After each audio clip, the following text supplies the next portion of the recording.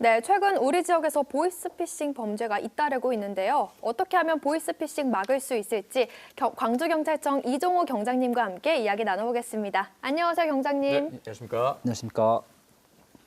네, 얼마 전 광주경찰청에서 보이스피싱 특별 경보를 내렸습니다. 그만큼 상황이 심각한 것 같은데요. 우리 지역의 보이스피싱 범죄 발생 현황이 어떻습니까? 네, 현재 광주 보이스피싱 피해 발생 현황은 2023년도 총 367건이었고 24년도 총 8월 기준 총 297건 발생하였습니다. 23년도 피해 금액은 전국적으로는 4,400억, 광주는 97억 원에 달하는 피해를 입었고요. 24년도 8월 기준 전국 4,625억, 광주 117억 원의 피해가 발생하였습니다. 현재까지 올해 피해 금액이 작년 전체 피해 금액을 훨씬 넘어선 상황입니다.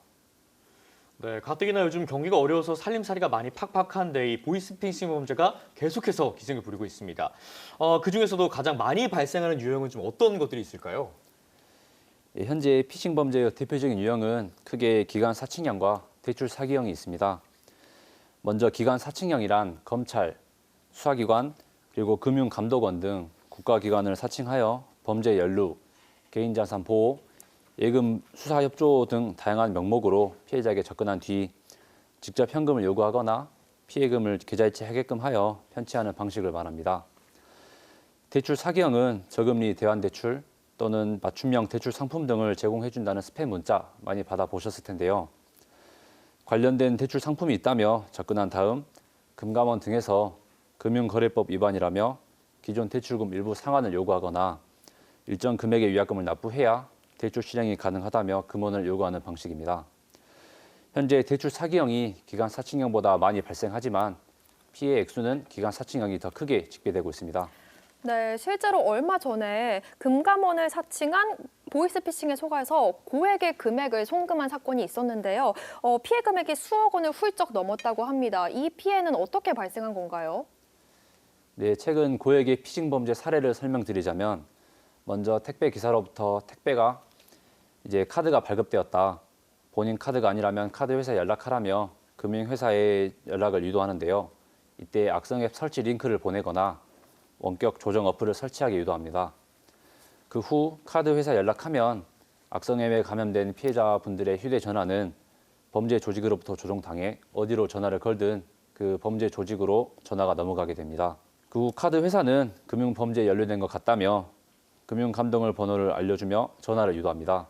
그 다음 금융감독원을 사칭한 범죄 조직은 범죄에 연루되지 않기 위해서는 잘 협조를 해야 한다며 금융자산검사, 예금보호 등 이러한 명목으로 알려주는 계좌로 이체를 요구하거나 현금, 수표, 달러 등 이러한 현금 등을 준비하여 수거체에게 전달하게 합니다.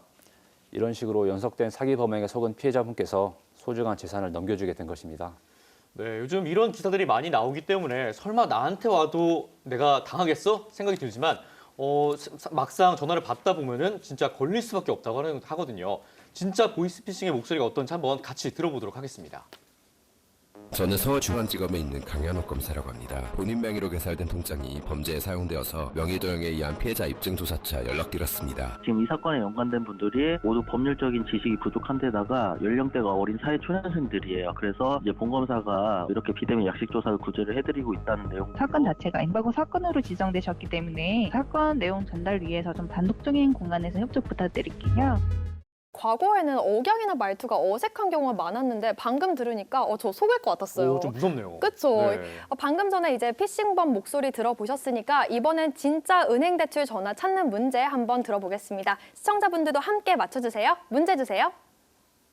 히든피싱. 다음 중 진짜 은행대출 전화는 무엇일까요? 1번.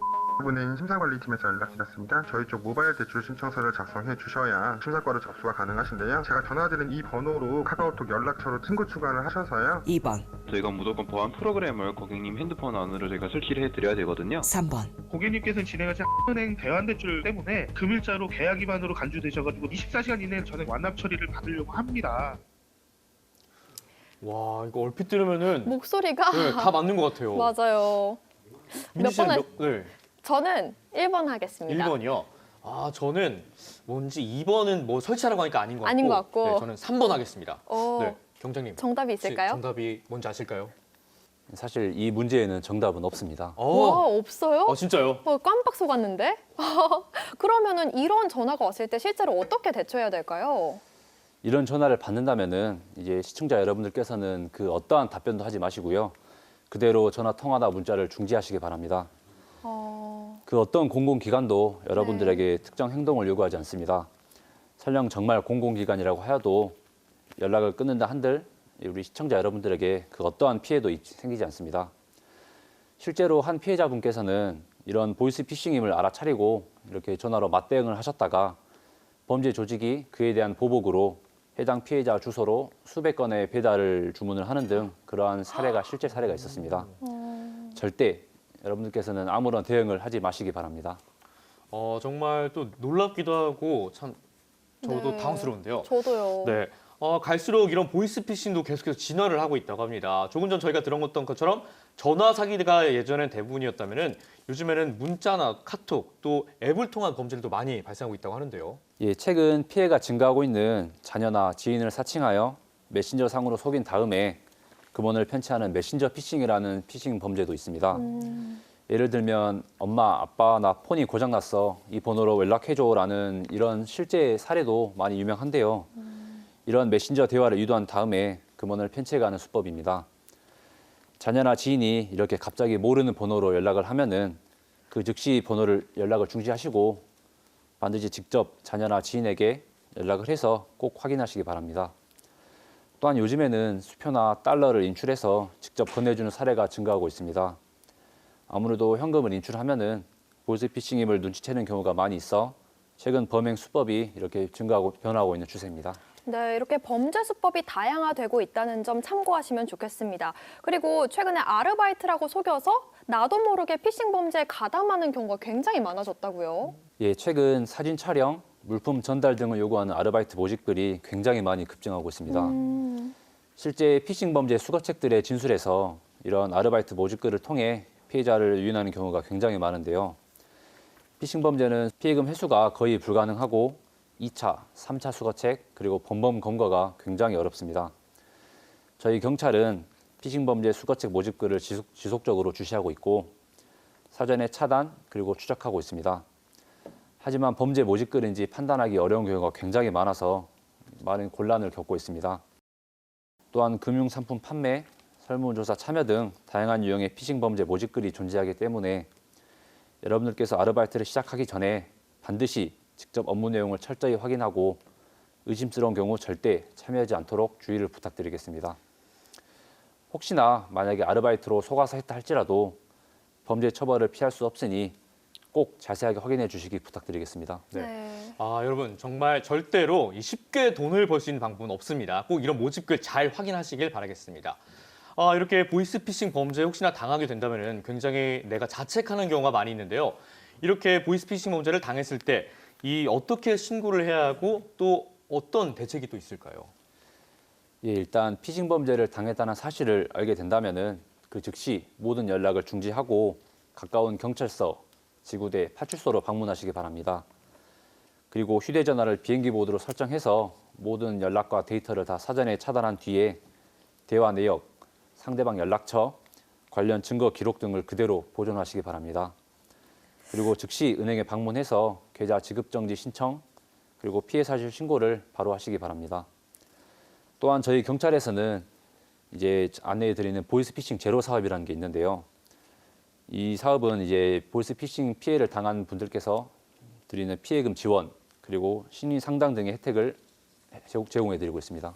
네, 이 내용들 꼭 참고하시면 좋겠습니다. 마지막으로 시민분들께 당부 말씀 한마디 부탁드립니다.